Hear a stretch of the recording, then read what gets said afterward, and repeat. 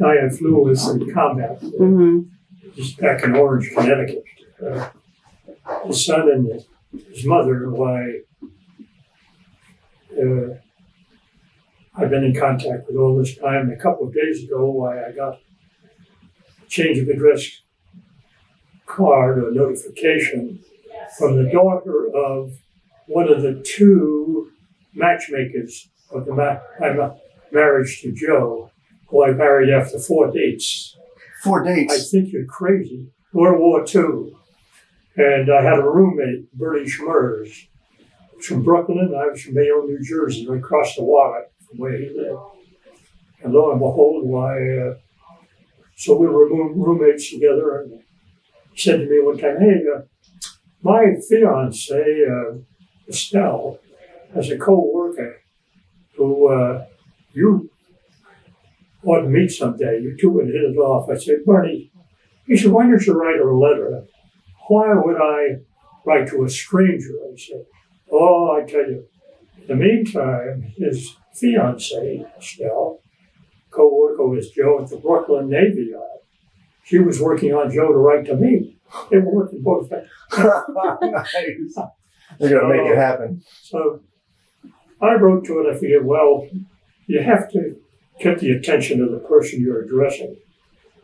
So, seeing that she's from Brooklyn, I said, she's got to be a Brooklyn Dodger. That's where they were, originally.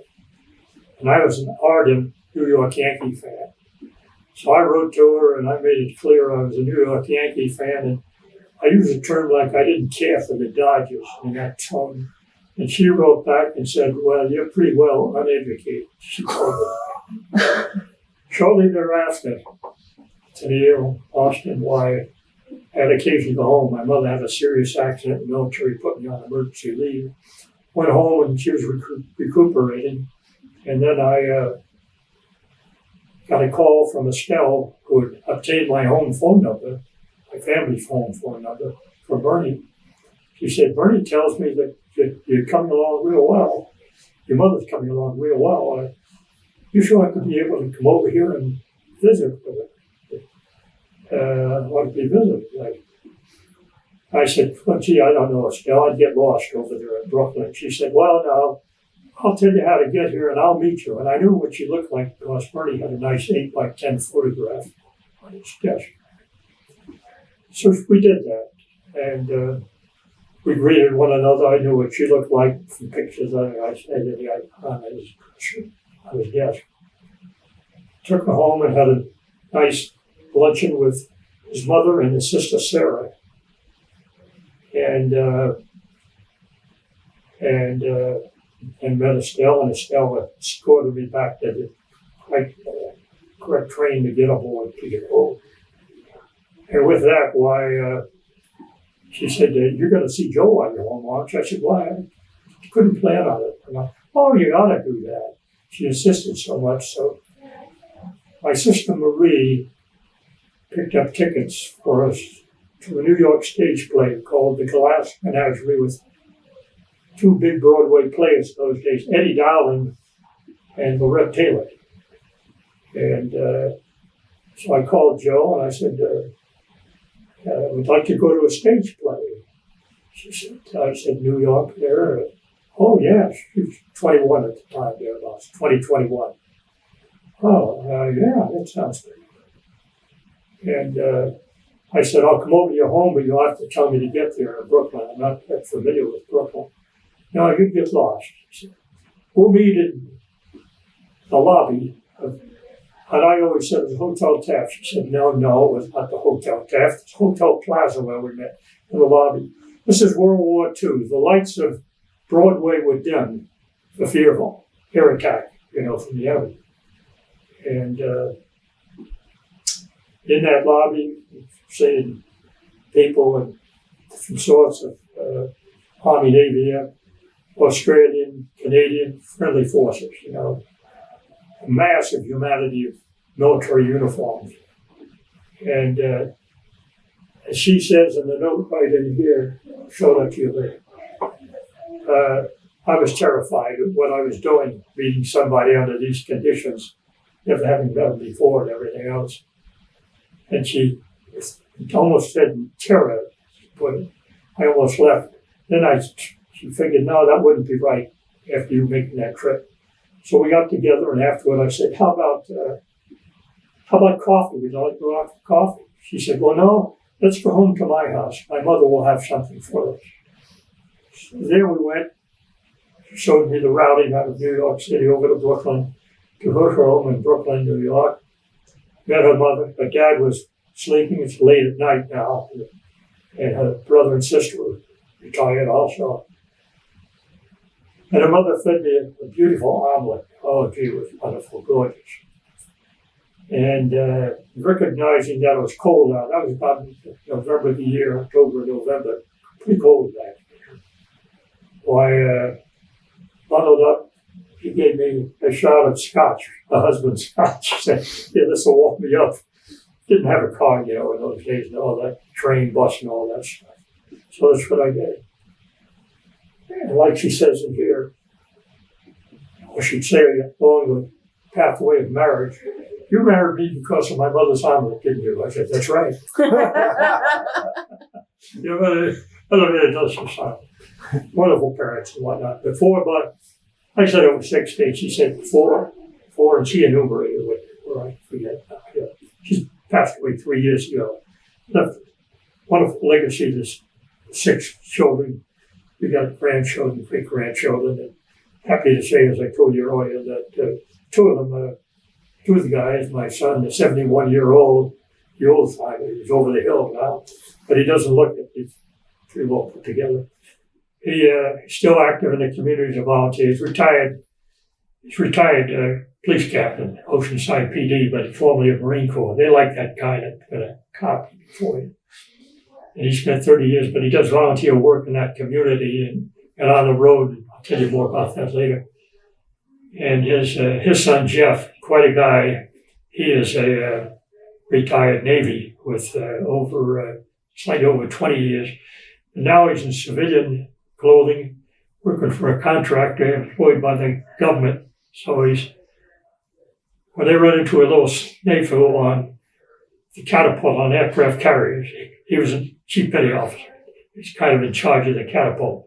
Launches and recovery, that's a very delicate operation. Mm-hmm. So if they have a big problem, we call one time here not too long ago when we were having problems up around North Korea, just within the past year or so. He was alerted to keep his bag packed for possible 48-hour notice to go up there to get on the USS, I forget which one it was, that he had served on years before. They were having catapult problems and so forth and so on. So, like I say, we have an interesting background in that. In law enforcement, we have 4 or 5 people that are in law enforcement. One of this Nathan, this gentleman here, and you're familiar with what happened over in San Bernardino on the 2nd of December. He had just left there to Neil in Austin. They had a drill exercise about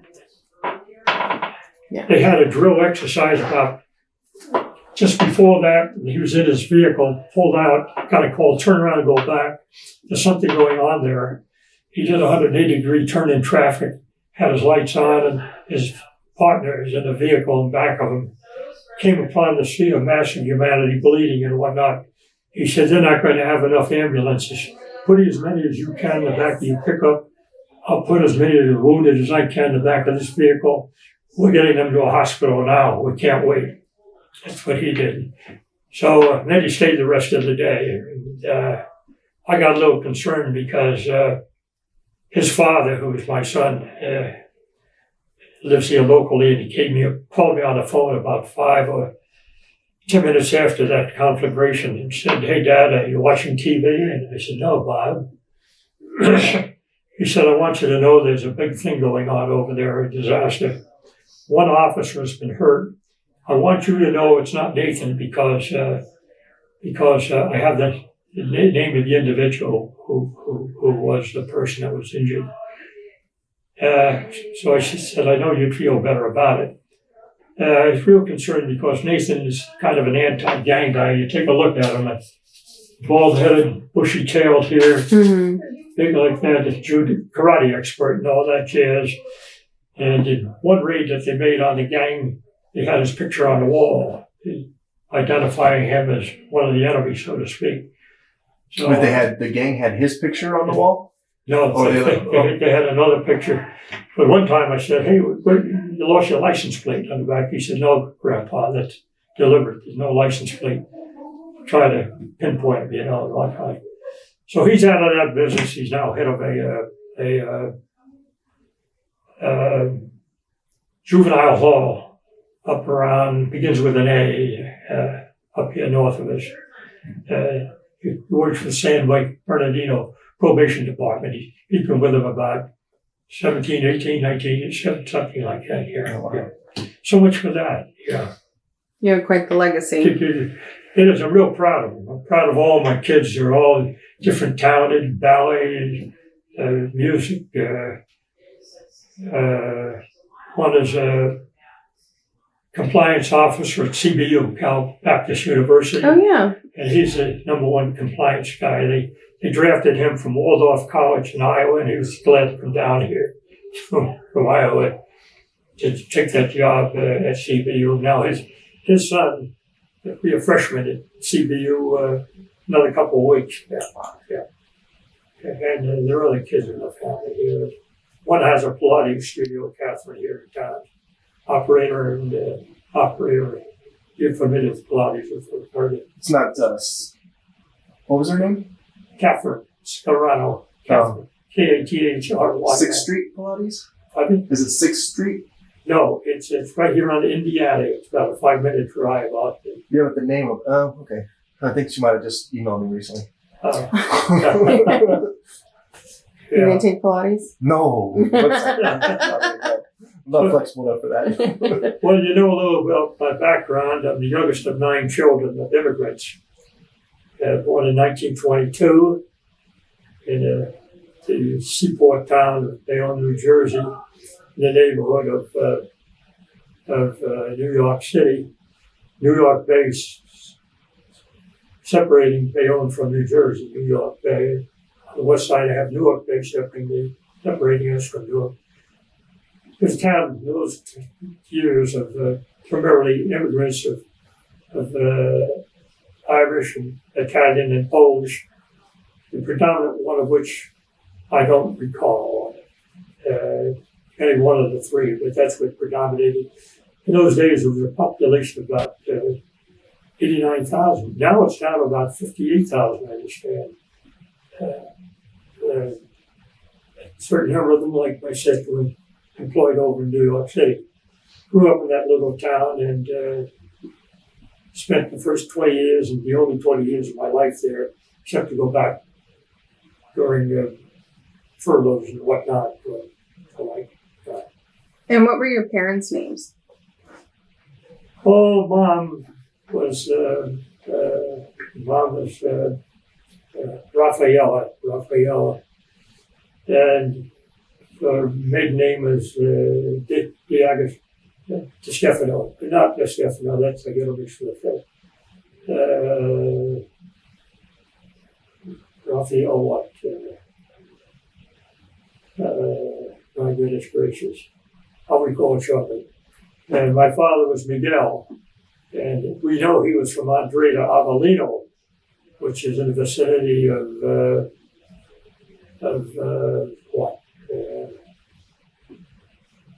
For goodness sakes. Well, it's an agricultural area. They came over about 1895. And you said you had 6 siblings? Yes, And 6, 5. One passed away. Christine passed away. And then we have Steve, who was the eldest, and then Christine was the second eldest, and then we got Bob, who lives locally, right here, a few minutes away from here.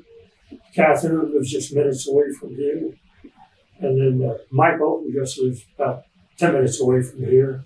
And Teresa, who's here right now, a resident of Ventura. That's where she makes her She's involved in theater arts. She prepares state sentences, worked with some of the big actors and actresses you've heard on stage and some of the movies. Yeah. Oh, cool. Yeah. So before you joined the service, what were you doing? Oh, yeah.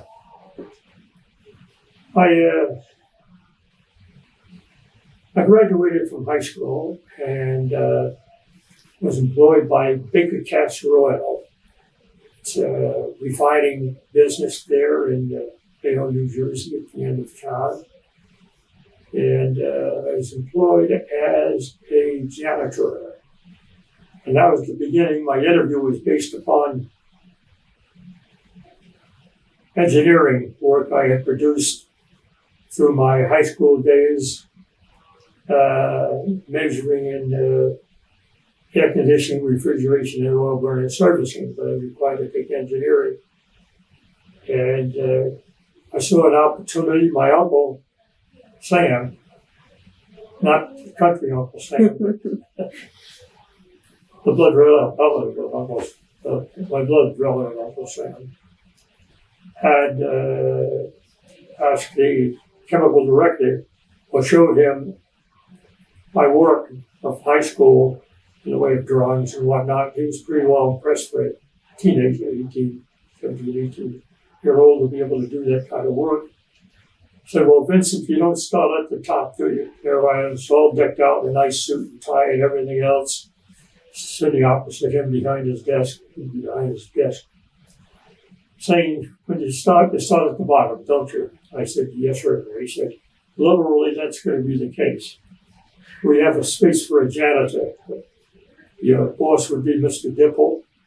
And then in time, when we bring somebody into the engineering department under Mr. Hayes, Russell Hayes, Yale graduate, he said, well, we bring you into that. I said, yes, sir. So that's what I did for a while, janitorial work under the guidance of Mr. Dipple. Well, in the course of waiting time, one of my sisters, in contact with my brother who had been recalled, he learned from her that I was trying to enlist in the Navy. He said, put him on the phone. Well, I'm 11 years younger. He was always kind of bossing me around, but he was very influential in my development as a basketball player. I was a team captain in high school in basketball, pretty good player, local regional, that year. He said, what's this I hear about you trying to get in the Navy? I said, yeah. He said, no, you don't go Navy. You go Air Corps. Well, when he has 11 years on you, and he's a sergeant, and you're zero now, not even a private, you're going to be sworn in as a private. Sergeant versus private, I figured, you do what Big Brother says, you know. So I waited, took the physical, and September 18th, 1942, I enlisted. I want to tell you that I don't know if either one of you is a Catholic, and even if you were, you may not be aware that September 18th in the Catholic Church is a saint's day. And it's the saint day of, here we go, names again. St. Joseph of Cupertino. St. Joseph of Cupertino. Allegedly, he was able to fly, to elevate himself, and he moved, assumedly or presumably, across from one particular point to another by himself. So the Church, Catholic Church, adopted him as a legend in the Catholic Church. I don't know if you've ever heard, maybe before your time, we had a cardinal named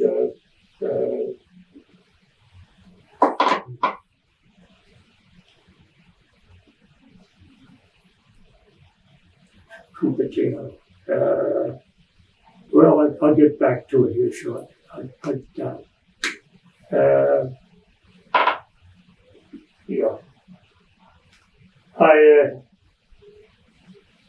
Fulton J. Sheen. At that time, he was a priest in New York City. Eventually, he became Monsignor, not up and became a cardinal.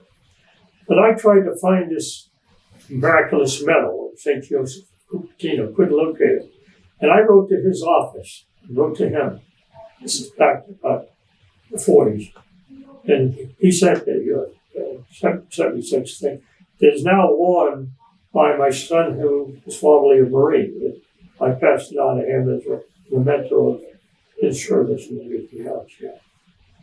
So that's when I enlisted, September 18th, 1942. And off I went to Fort Dix, New Jersey. And I remember that day very well when I departed home. It was kind of gloomy outside and overcast as New Jersey can be at times, quite a bit of the time. And there are a few members of my family, that large family, were present there for them to see me off. And with minimum baggage, that's all you had to have at that time.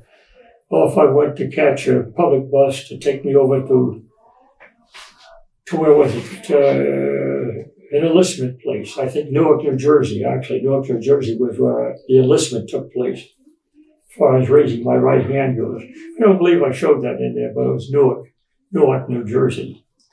Across from New York Bay, alongside New York Bay. So I enlisted. And then they sent me to Fort Dix, New Jersey. And that's where off came the civvies, on came the new uniform, GI haircut, get trimmed down and all that. And immunizations and whatnot, physical, just to back up the physical I had already taken and whatnot, get assigned to a barracks, meet some of the barracks members who were going to just be very, very casual simply because we were all going to go our separate ways after a week or two and be sent to different locations. Because I enlisted rather than be drafted, they said, we give you a choice of 5 different bases you can go to since you enlisted. I didn't ask, which are those? Where are they? I said, which is the furthest one away from where we're standing right now? Some people would think, that guy's nuts, you know. They said, Midland is Texas. Well, New Jersey to Midland. I said, that's great. I'll take it. On a particular day, they shipped me out of Fort Dix, New Jersey. Oh, I may add, having a mother who was dearly beloved, just not by me, but by brothers and sisters. My brother's very protective of my mother, and I believe I was too, which I'll point out perhaps later.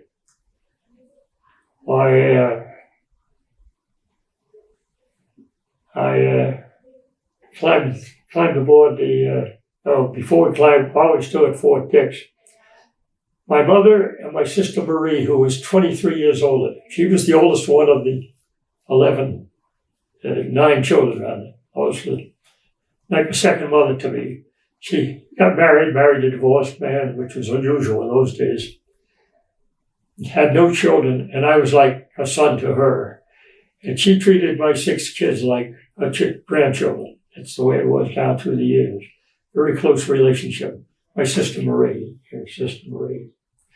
She brought my mother out there in her car that she had. They had chicken spread on the lawn, and we suddenly going to the mess hall. We dined on the grass there.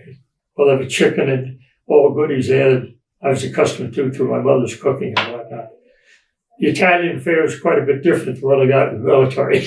I bet. But survivable. So that's what we did, and they shipped me off to Midland, Texas on a troop train, and got off the troop train after so many days I can't recall. There was a kind of sparse accommodations there. It isn't like we had a bunk. I don't remember that at all. We may have had such a long time ago, isn't it? Yeah. And got accustomed to it. I got assigned. Said, okay, you're going to work down here in the aircraft radio maintenance shop. And that was something completely new to me, radios and maintenance, as far as maintenance goes, all that stuff. In those days, unlike today, when you go through basic training, it's one thing. We didn't go through formal basic training the way it's done today. They didn't have time for real formal basic training. Everything was double time, so to speak. This was an emergency. We got to get out of you what we can get out of you, quite frankly. And so in the morning, I had my breakfast and whatnot, get cleaned up, and go to work. And with several other guys, newcomers and whatnot, I was working in the radio maintenance shop. The boss that I had, I'll never forget, Staff Sergeant Osborne from Delano, Texas. Delano, L-L-A-N-O. And he had a little Texan accent too. Fine man to work for. They're private and whatnot. And at noontime, we break, go to the mess hall, eat. Then we got some formal training in the afternoon next to the order room on the lawn and whatnot. We were instructed in military courtesy, customs of the service and whatnot. No formal classroom stuff to edify in that direction, educate in that direction also. Quite a time. And then Corporal Coley, well, I'll never forget, they washed out aviation cadet. He had 2 stripes, but now he was basic training. So he had about 6, 8, or 10 of us, something like that. And he'd have to stand up, calm to attention, to go down to span of attention, how to hand salute, and marched us back and forth. We encountered a little humor in the group because we had Frank. Frank was, here we were 18, 19, 20-year-olds, but Frank was about 38, old man to us. 20 years difference, 20 years difference. And he could not speak English too well. I'll tell you later how he was engineered into coming into the military. But Frank was not coordinated either. So when we were given to the rear march, whatnot, he'd be going this way, and we'd be coming this way and running into him, and Corporal Coley, oh my God. Frank meant well, but he couldn't quite coordinate. So eventually, through an accident, getting off the train when we debarked there, he had fallen. Have you ever gotten off from something this high, thinking it was this high, and it actually was that high, and you tripped? Yeah. And Frank did that. We had barracks bags. We used to carry barracks bags, our clothes, all our personals, whatnot.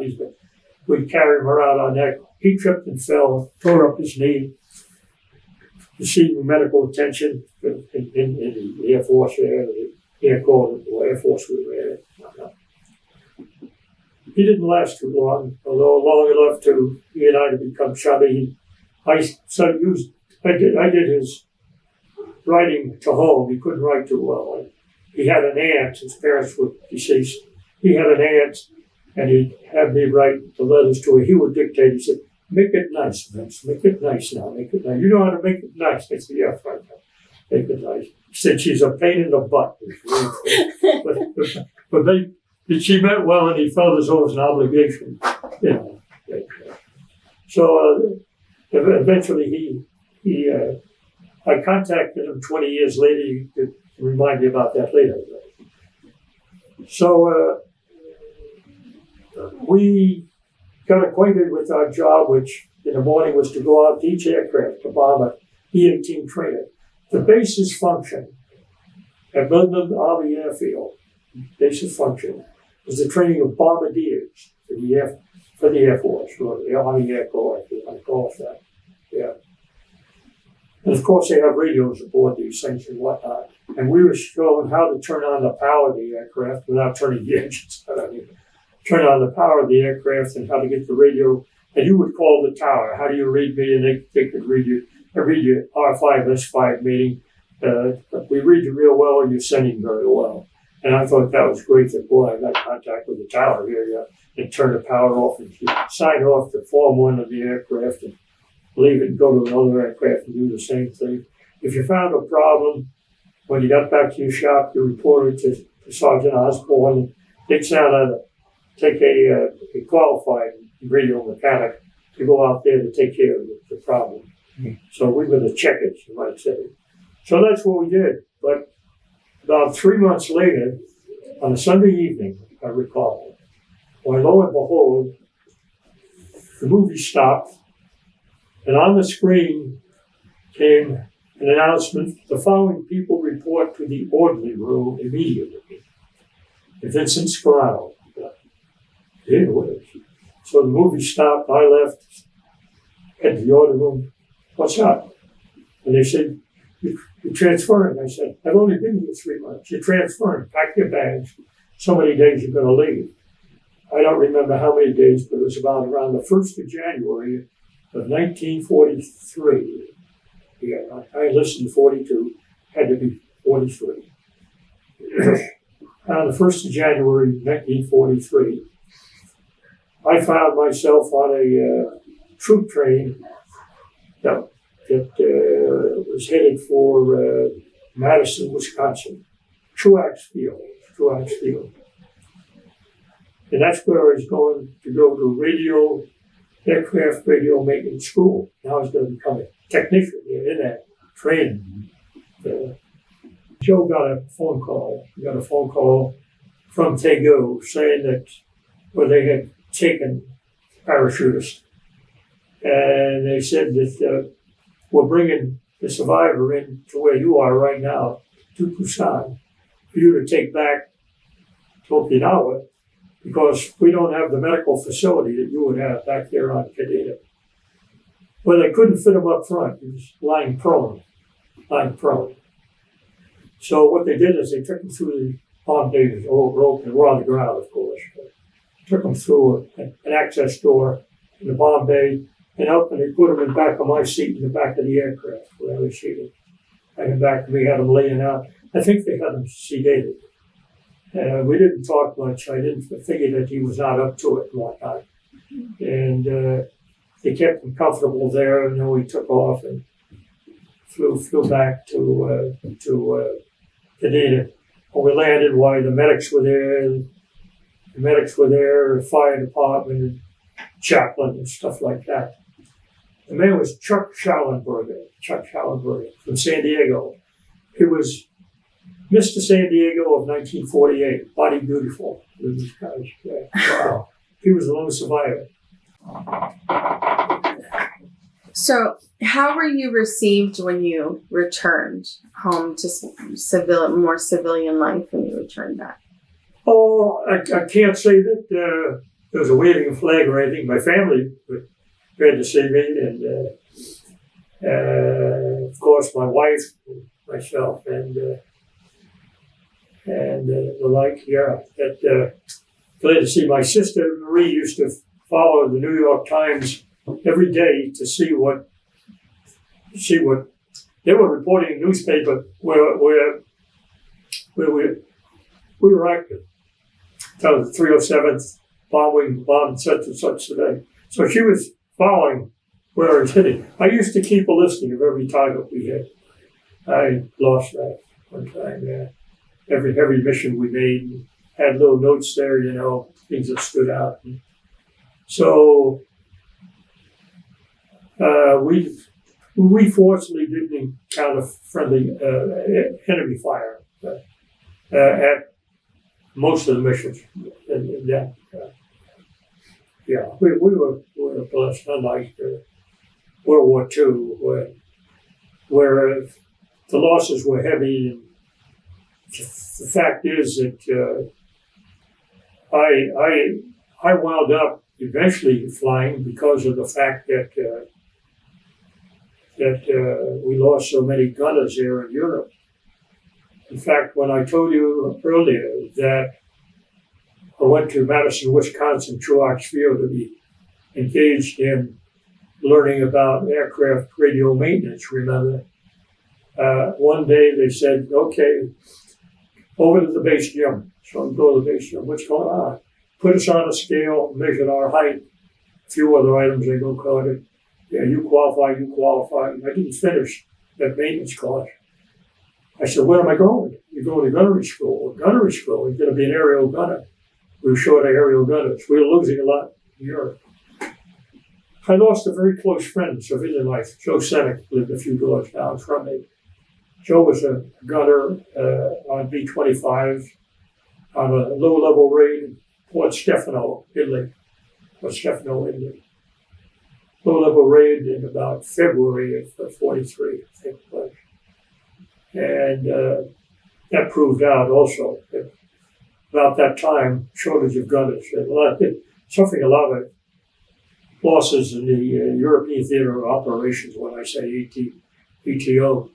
And then I got into one that my cousin VincentScarano was a POW of the Germans. He was Army.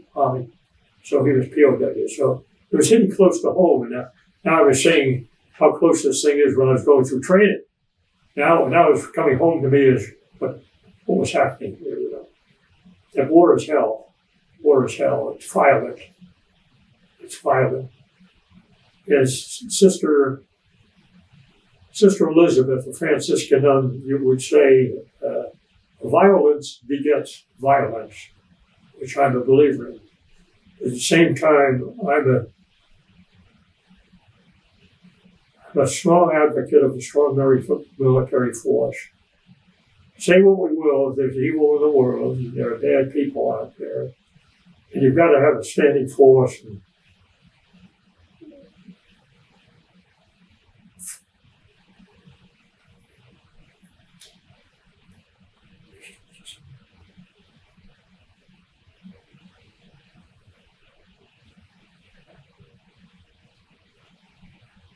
It's a hell of an oath. War.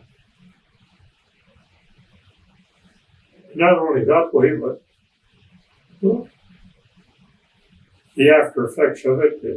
Good friends later on during the Vietnam War.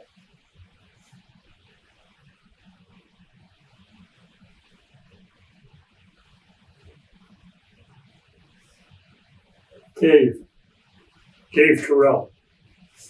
Actually, his name was Irby, I-R-B-Y. David Terrell, we called him Dave, was a POW for 5 years, 2 months in Vietnam. And he had to say, and when he came home and was wound up in the VA hospital there in Georgia,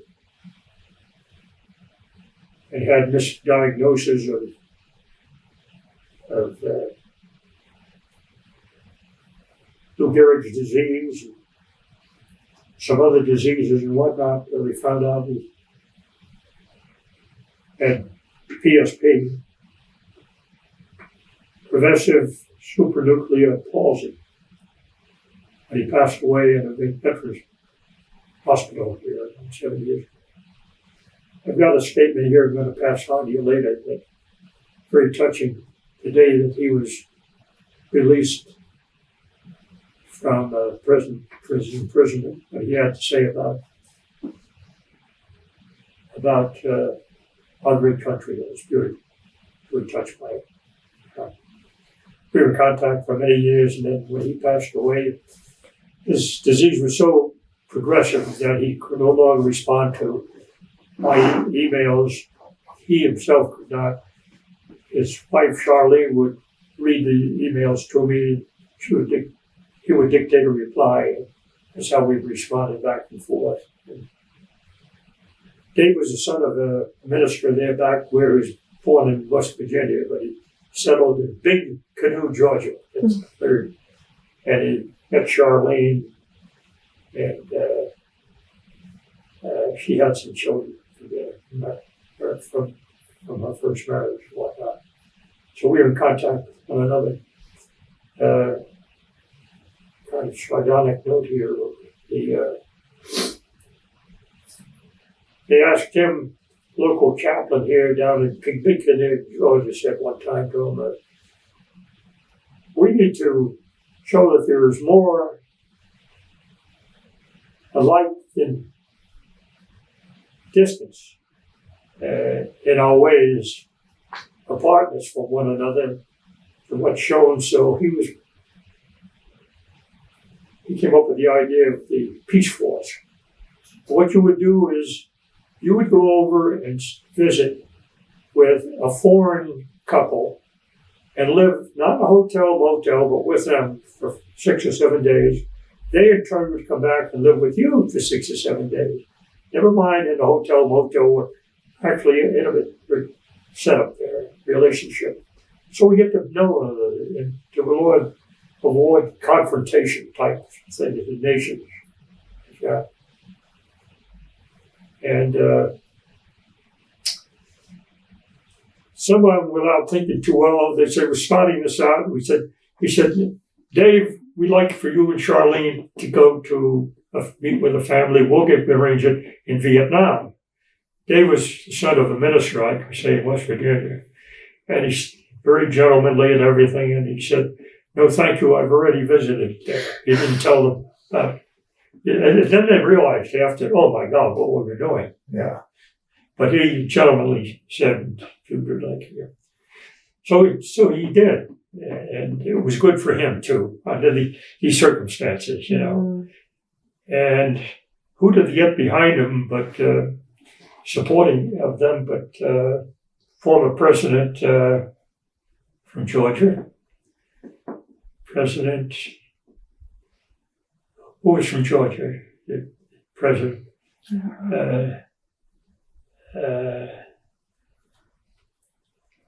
I'll recall it later. He and his wife, he had a southern accent. It's not Ford, was it? Yeah, the president, yeah, he was from Georgia. But he got behind it, the president and his wife. Peachtree, Georgia, I think it was, yeah.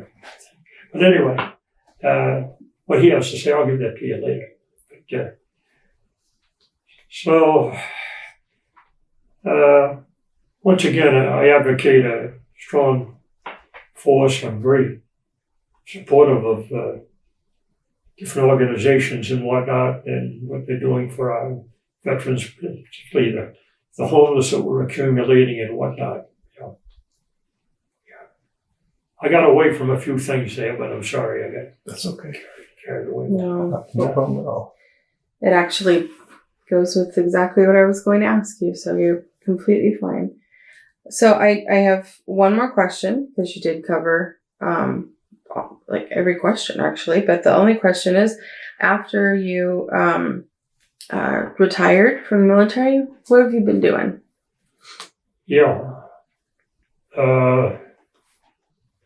Maybe I'm preempting you here. I have 2 episodes I think that are very endearing. One, loss of a crew when I was a staff navigator. May I talk about that now? Of course. Absolutely. Yeah. We are stationed at Roswell, New Mexico, Walker Air Force Base. I was then the staff navigator there, and I got an early morning phone call. Got a call from the squadron commander, Vince. Shorty Hayes' crew is 20 minutes overdue. Aircraft, Strategic Air Command, almost laying on the dime right there. I mean, you schedule 8 hours, you fly 8 hours. And now, beyond that time.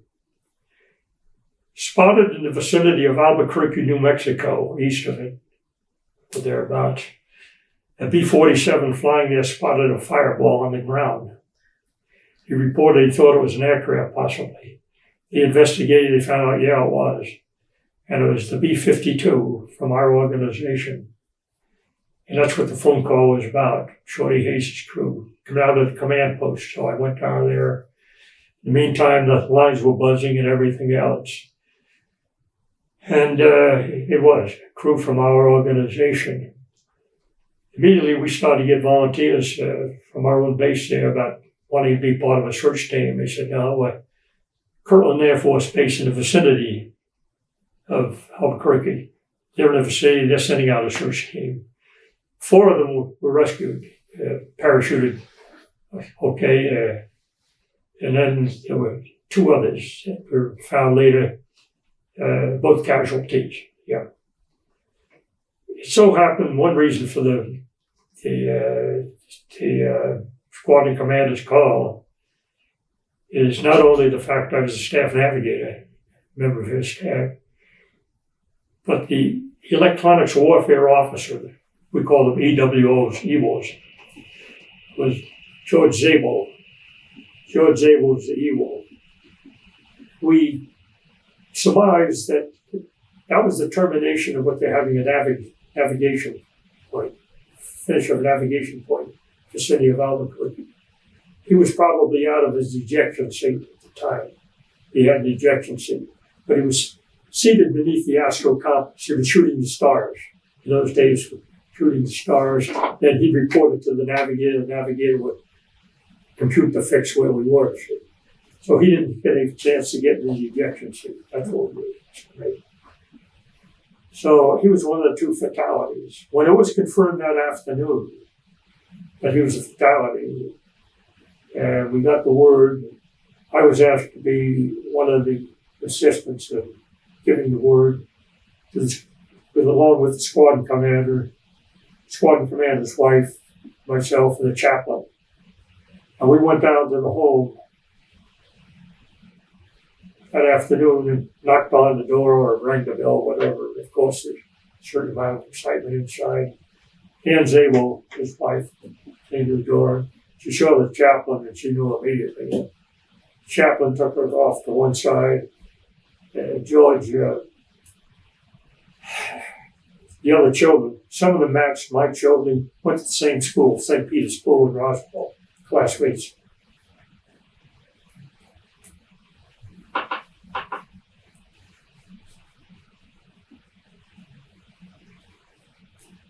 And I took George Jr. aside. He was the oldest of the children, teenager, and he matched up with my son, Steve, pretty much. So he would be about 71 now if he's still alive.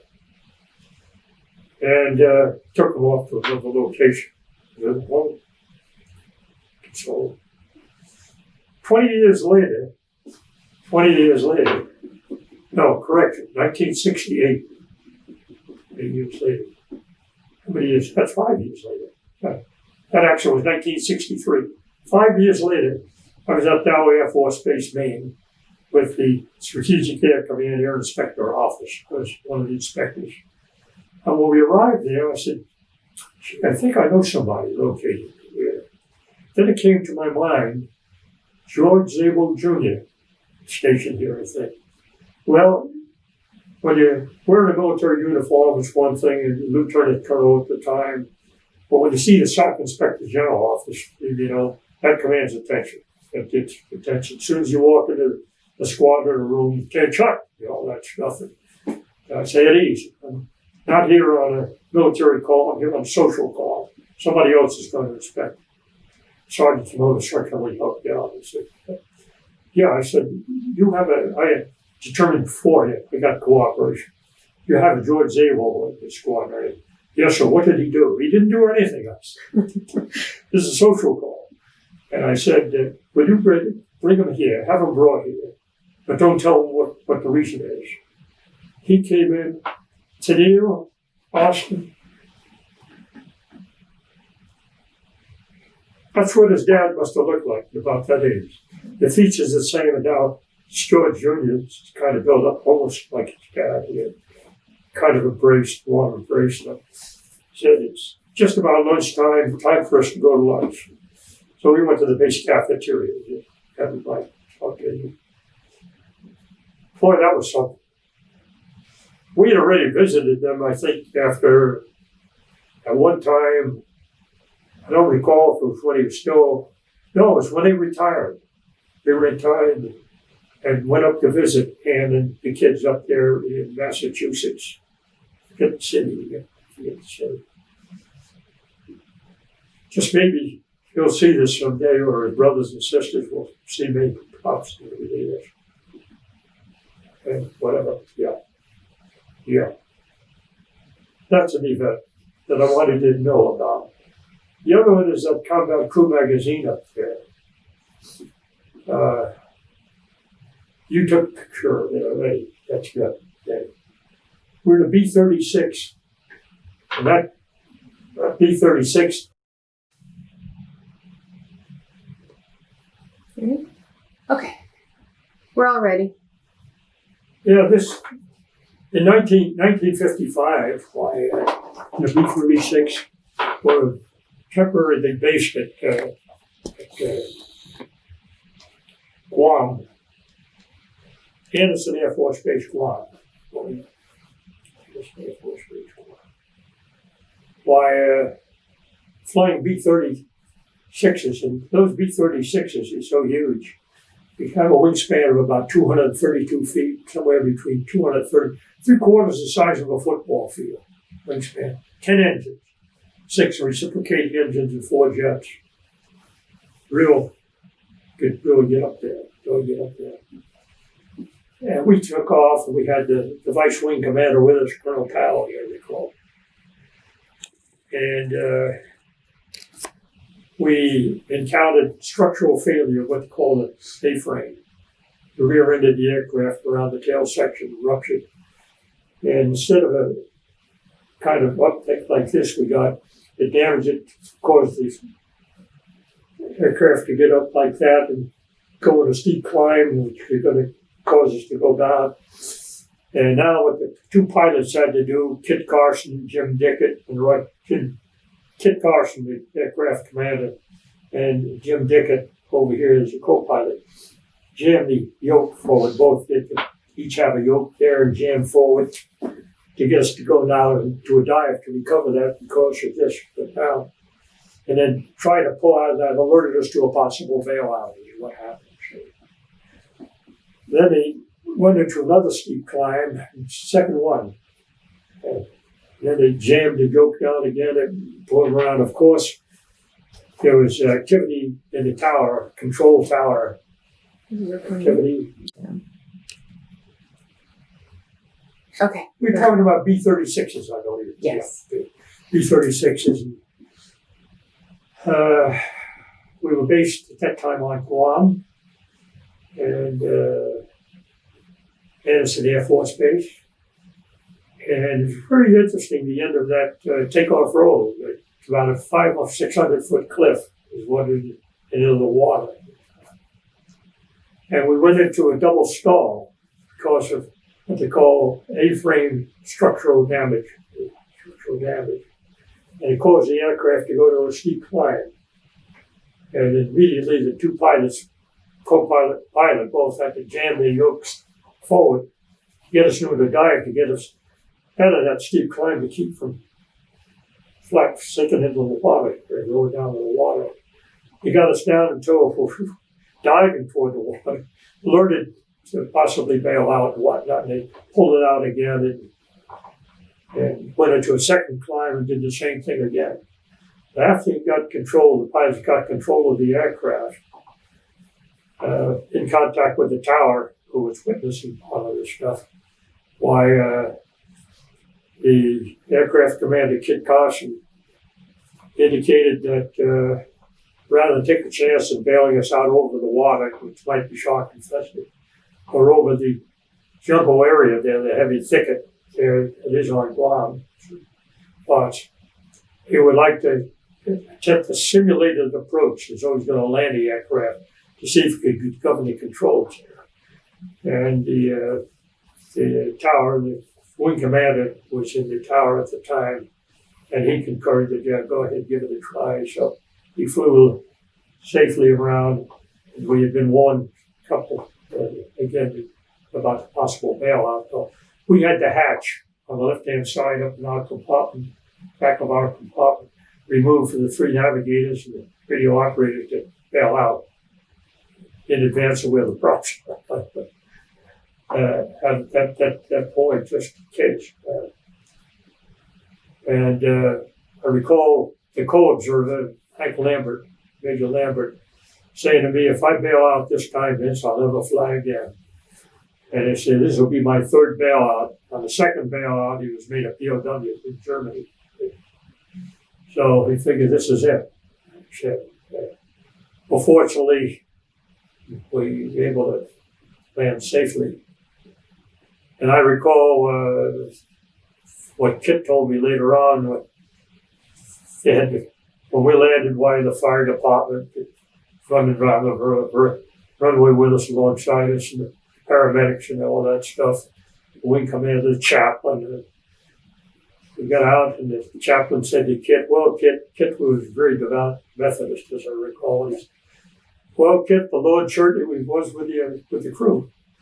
He said, yeah, Colonel, he said, those mackerel snappers, meaning Catholics, and the nose were working over their rosary beads.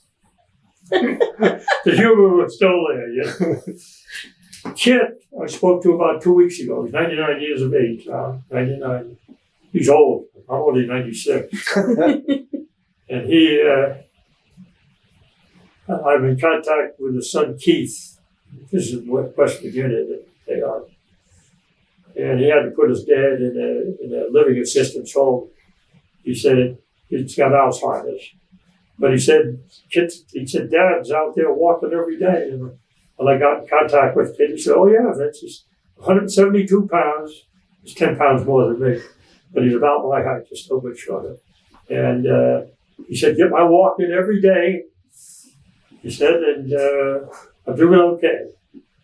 So I said, it hasn't changed a bit. Quite a guy. So I spoke to him. He wrote me a note, thank you note for this. So here I am. I think he told me that he was 100, but his son Keith said, no, he's not. He's just 99. Close enough. He's going to be 100 in February, I think. That's corrected. I said, hey, leave him be. Right. Leave him be. You got him around, for God's sakes. But things like that, being in contact with your people, guys you serve with, or families you serve with. And more often, I'm in contact with the widows of guys I flew with, the way it is. And here I am, a widower, and whatnot. But with 6 devoted children keeping an eye on me, keeping me from doing some things I might do rashly, but I've avoided anything serious. The fall that I had in the kitchen here about a month or so ago, when I had my godson who was sick. Oh, he just turned 70, correctly.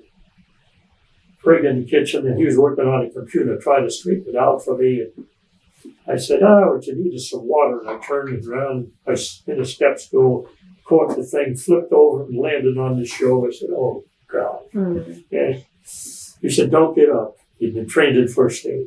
He started feeling my leg. How's that feel? And all that. Then he elevated my feet. Then it got up here, and my finger was bleeding, 6 stitches in there. And I got up to here and said, well, Vince, I think we need to call the paramedics. I said, here, do it. And you got medical alert right here. Press the button. Got them over here pretty fast and off to the hospital. I got a severe contusion, no break. So I'm okay. So it's restoring, and I'm in generally good health. But getting back to relationships, it's paramount with me that I maintain contact with them, and I do that. I exercise. Well, I've been exercising for over 25, 30 years, first thing in the morning, after my morning prayer, so to speak. And I get out and walk around here. I work out at Opti, orthopedic physiotherapy, technical unit institute up there. Rub downs and everything else, and they're working on my shoulder and whatnot. So I do that twice a week. So I'm being restored, you might say. So, what else can I say about thanking you for this opportunity to say a few words? And about that comes to mind about service to your country. I'm reminded of a junior in college down there in New Mexico during the time of the Vietnam crisis. It was not very popular, if you recall, at that time. Not through any fault of our veterans, but what was felt in the community. And the statement made to this junior in college is, you're going off to the Marine Corps. You're going to what we call the Platoon Leaders Course, Quantico, Virginia. He said, yes, words to the effect, why? And he said, service is the rent you pay for the space you occupy. And that's my son, Steve. Served a tour in the Marine Corps, 30 years as a police officer, police captain, retired, and he still does volunteer in the community of that nature. And there's a big article in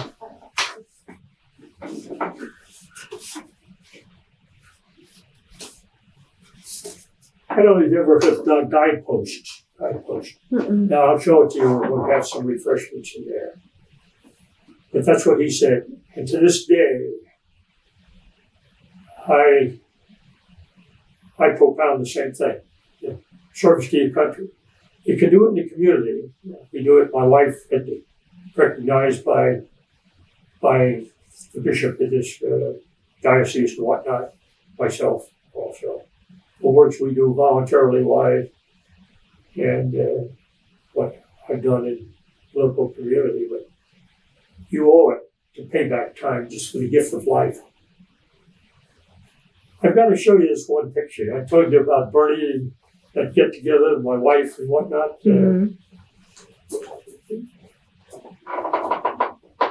This is in the date. It says December 23rd, 1945.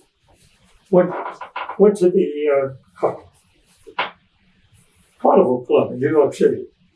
This was a get-together of the two matchmakers and ourselves. Bernie had come out of service, the war was over, but we got together. And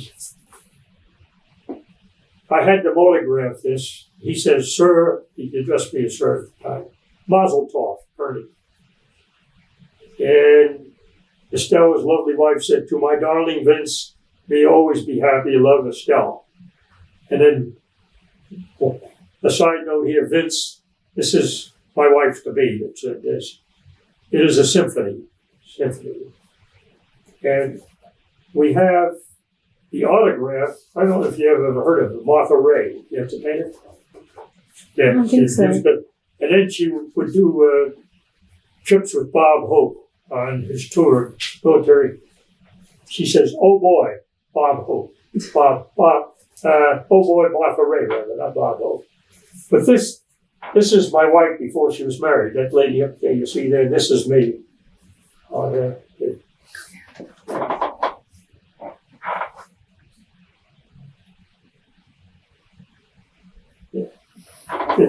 You can read the note on the back there, either one of you or both.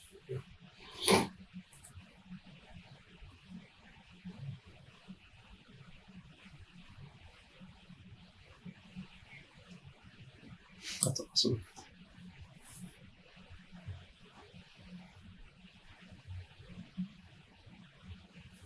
That's like my favorite picture now. Both such handsome couples. Life is beautiful. It's a great picture. Thank you. You're about 22 years older. Thank you very much. But there she is up there as a 13 or 14-year-old. Some people have said my daughter Teresa resembles her mother. Oh, yes. Yeah. Yes. Maria said that to us. I didn't realize that. Is it So I like had that identical? perfectly framed, but the frame guy, Lance, who did the job, did a great job. But he said, I'm not going to put the glass in because of that video. He wouldn't put the glass in. He said, you bring it back to me after and I'll put the glass in. Oh, so it's not I shiny? Use that on there, yeah. At Lee's framing? I mean, Lance at Lee's Lance's framing? frame, yeah. That's where I get all my framing done. Except for the ones that Teresa put some of those frames on there. He's a good guy. But he does a great job. That's a great guy. I have a lot of stuff in the office framed from him. Are you? Yeah, we built his website. Yeah, great guy too. Yeah. That's awesome.